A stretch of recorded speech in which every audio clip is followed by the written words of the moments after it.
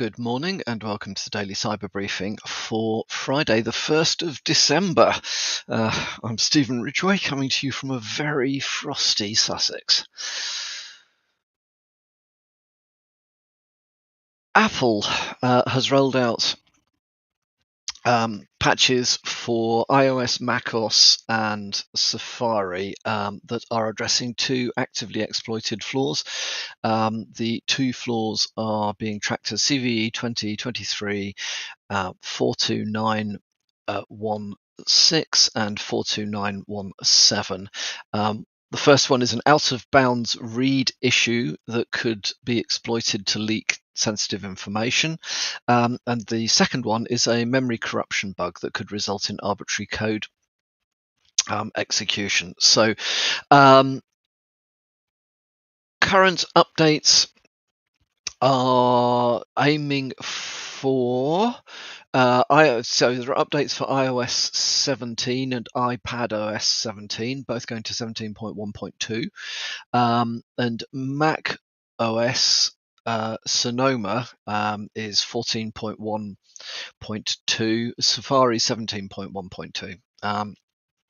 At the moment, these haven't been backported to earlier versions. However, recently, Apple has had developed a track record of relatively quickly backporting these fixes to earlier versions.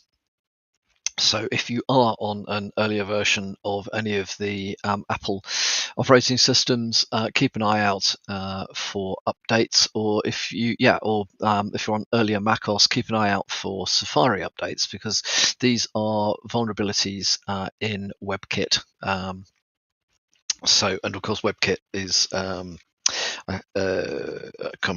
component that's extensively used in Safari. So yeah, if you're using Mac stuff, look out for the patches. Zyxel, I don't know. Sometimes I don't know whether I pronounce these things right or not. ZYXEL, Zyxel, released patches to fix 15 flaws in their network attached storage, firewall, and access point systems. So there are three vulnerabilities that are being fixed. CVE 2023 35138 got a CVSS score of 9.8, so pretty serious. Command injection vulnerability.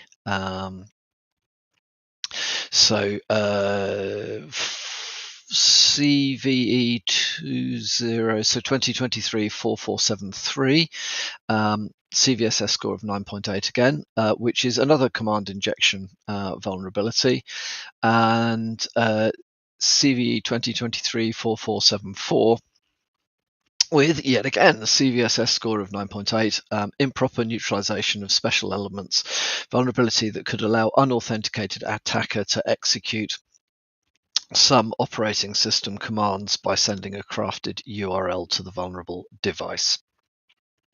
There are some other vulnerabilities that have been patched as part of these patches. So what they are recommending is that if you are running any of these devices, that you should aim to get those patched ASAP. Check on their website for the latest patches and patch versions. Yeah. Also, would say that it is bad practice to allow a NAS device to be accessible over the internet, despite the fact that I know there are actually probably surprising number of organizations that do that. They really shouldn't be. Just in general, they were not designed with that in mind. The concept of NAS dates back a while, so they weren't originally designed to be internet accessible devices, and I don't think that many of them are hardened enough out of the box to go onto the internet. So have a think about that. Again, as always, don't only put stuff on the internet, only make stuff available on the internet if it really should be available on the internet. So, interesting article I came across in the Register about China is misbehaving online. Today's allegations are coming from Google and Meta. So, Meta has booted nearly 4,800 Facebook accounts off the platform for violating the policy against what they call coordinated inauthentic behavior. Some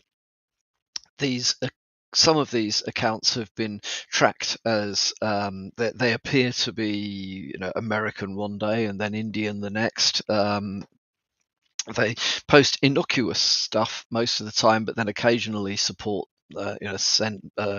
lend support to ridiculous allegations, especially around, at the moment, it looks like allegations around the exiled Tibetan spiritual leader, the Dalai Lama, of all very nice people to to try and diss.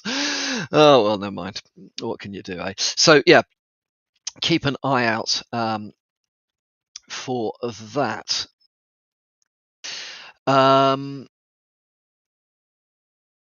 Google, in the meantime, has been tracking activity based, they believe, from China, which is being aimed at Taiwan. Now, there has been a significant uptick in the amount of activity, the amount of attacks being thrown against devices in Taiwan, and the sophistication of those attacks is increasing as well.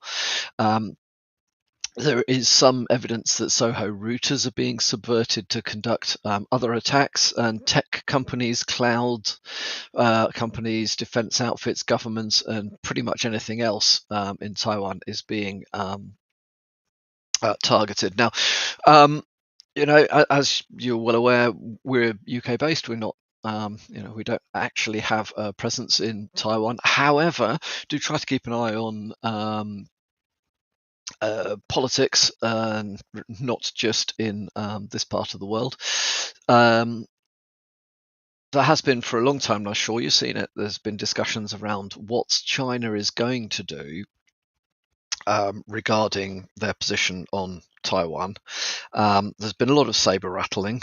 Nobody is really certain what the Chinese government is considering doing in this space. However, with a war going on in Ukraine and a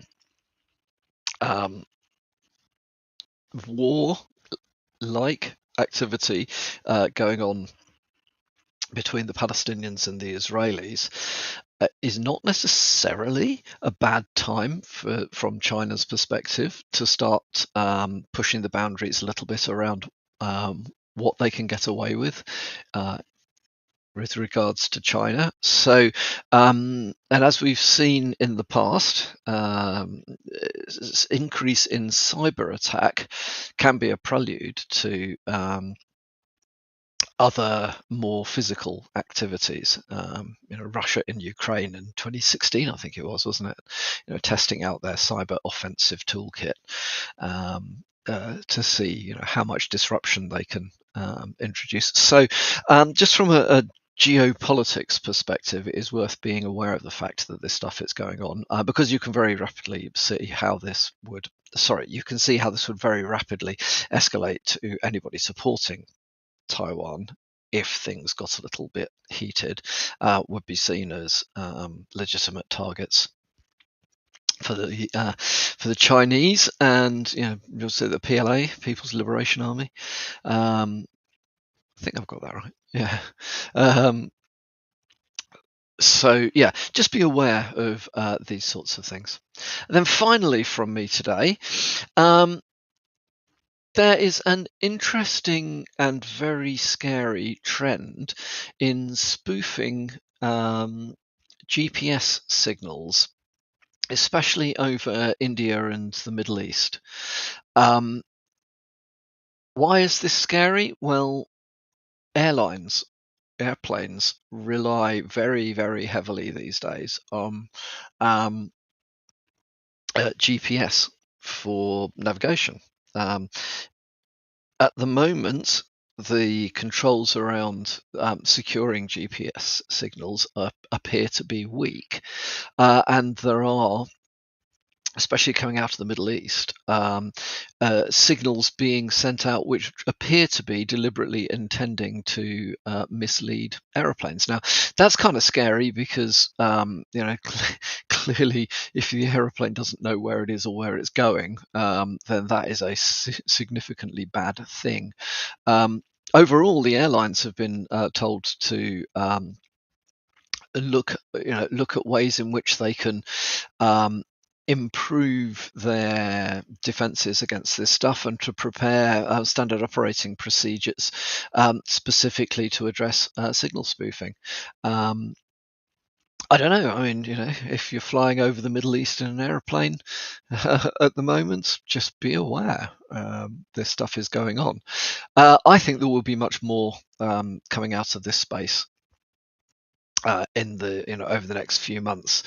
I don't know, however, what can be done about it. It's certainly something that India, the Indian government is particularly concerned about, because if you're thinking about, if you're flying from India to, say, Europe, you're pretty much have to go over the Middle East one way or another. And there are a lot of planes that fly around that part of the world. So until something is done that sorts this out, I don't think there's anything that any of us can actually do about this stuff. However, it is something I think, if you're from a personal risk perspective, bear it in mind, and from a sort of geopolitical perspective, bearing in mind the disruption and chaos there is in the Middle East at the moment, this would be a particularly good way of increasing disruption through that area. So, and on that not so cheery note, I'm going to call it a day for today. Hope you have a superb weekend, and I shall be back with you again on Monday morning.